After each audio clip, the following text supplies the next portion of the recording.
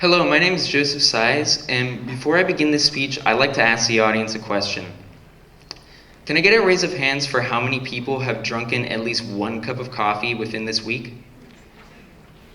Now, as expected, it's a pretty decent amount, and this coincides pretty well with research regarding this caffeinated beverage. According to the National Coffee Association, 7 in 10 Americans drink at least one cup of coffee a week, 62% drink at least one cup of coffee a day, and on top of this, the average American coffee drinker tends to drink at least 3 cups of coffee a day. These statistics are even higher elsewhere in the world, especially in Europe, with the Netherlands and Finland having the highest total consumption rates. So, just by hearing this information, it's pretty clear that coffee has a pretty big impact on day-to-day life around the world. But what if I told you that this impact goes deeper than just drinking a cup of joe to get you on your feet in the morning? What if I told you that coffee was one of the primary sources of intellectual empowerment in Europe and the Middle East during the Middle Ages and the Age of Enlightenment? Now, before I get into the nitty-gritty details of coffee and its impact, I'd like to state what I mean by empowerment. Empowerment can be analyzed and interpreted in many different ways, but I'm going to use the basic definition, which is the process in which something or someone gains strength. In the case of coffee, much historical evidence points to coffee being a strong source of intellectual empowerment through the sharing of ideas, which ultimately empowers thought.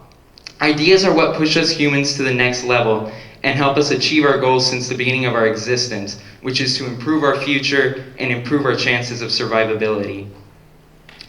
This might sound crazy to you, but one of the reasons why we enjoy our present-day democratic legal system and many of the liberties we have now is because of coffee houses.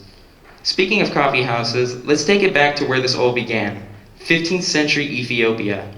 This is where we get some of the earliest records of coffee consumption. Coffee comes from the berries of a plant known as the coffea plant, which are roasted and then brewed with hot water to create the drink we know as coffee.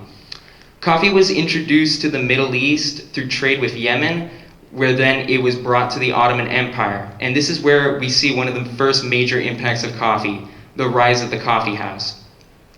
The coffee house was colloquially known as schools of wisdom because they were places where people would play chess, discuss poetry, discuss politics, share art, and just share ideas with each other openly.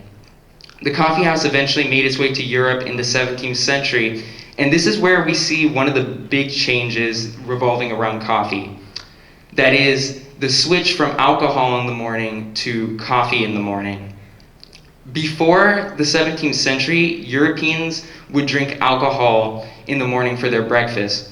But alcohol is a depressant, meaning that it slows the central nervous system and slows brain functions, while coffee is a stimulant, meaning that it stimulates the central nervous system and stimulates brain functions, making people more aware and alert.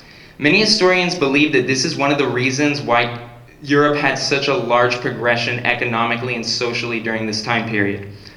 The coffee houses of Europe were much like the coffee houses in the Ottoman Empire, and they were known as penny universities because they were places where people could pay a penny for a cup of coffee and have access to a lecture or an open discussion or books.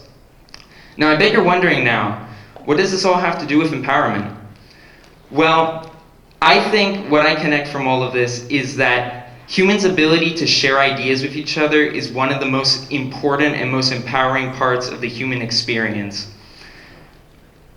And any idea, no matter how insignificant it might seem, can be incredibly enriching within the eyes of the receiver.